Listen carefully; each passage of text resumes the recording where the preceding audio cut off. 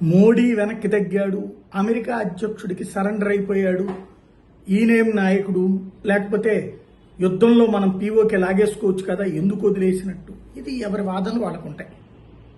సరే, ఒకళ్ళు మోడీ వ్యతిరేకులు, ఇంకోళ్ళు మోడీ మీద అధిక ఆశ పెట్టుకున్నాడు. నేను ఇంతకుముందు కూడా చాలాసార్లు చెప్పా, ఇప్పుడు కాశ్మీర్ని 77 ఏళ్ల నుంచి భరిస్తున్న కారణం భద్రత. పీఓకేని కూడా భద్రత రీత్యా తీసుకోవాలి, కానీ పీఓకే వల్ల అభద్రత ఎక్కువ. కాశ్మీర్లో పుట్టుకొచ్చిన తీవ్రవాదులు దేశానికి ఒక పెద్ద సమస్యగా మారారు. ఇదే సందర్భంలో బంగ్లాదేశీయులు మరొక సమస్యగా మారారు. ఇప్పుడు మరొక సమస్యని కుంపటిని నెత్తిన పెట్టుకోవడం. కాబట్టి అక్కడ ప్రజలలో ఇప్పుడు ఈ కాశ్మీర్లో అభివృద్ధి జరిగితే ఈ అభివృద్ధిని చూసి మార్పు వచ్చి వాళ్ళంతటా వాళ్ళు భారత్లో కలవాలని కోరుకునే నినాదాలు ఇప్పుడిప్పుడే ప్రారంభమై పతాక స్థాయికి చేరుతున్నాయి. అది చేరాలి, అలా ఎదగాలి.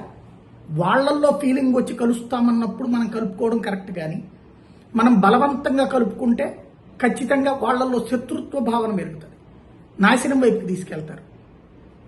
అలాగా ఎదుగుతా వాళ్ళకి ఇక్కడ వాళ్ళకి అక్కడ వాళ్ళకి బంధుత్వం ఉంది. కాశ్మీర్ వాళ్ళకి పీఓకేలో ఉండేటట్టుంటారు, అంతా ఒకటే పార్టీ కాబట్టి. అయితే ఈ బంధుత్వాల వల్ల ఇప్పుడు అసలు నిజం తెలుస్తోంది. పాకిస్తాన్ ఆక్రమిత కాశ్మీర్లోనేమో అడుక్కు తింటున్నారు, భారత ఆక్రమిత కాశ్మీర్లోనేమో బాగుపడుతున్నారు అన్నట్టు.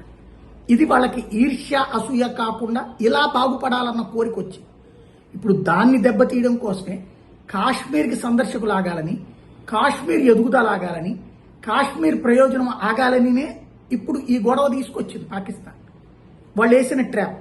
ఇప్పుడు ఆ ట్రాప్లో పడి మనం ఈ టైంలో పీఓకేని తీసుకుంటే 77 ఏళ్ల నుంచి కాశ్మీర్లో పరిస్థితి ఏంటో, 40 ఏళ్ల నుంచి బెంగాల్లో పరిస్థితి ఏంటో, 30 ఏళ్ల నుంచి కేరళలో పరిస్థితి ఏంటో అదే ఇప్పుడు దేశానికి చుట్టుకుంటుంది.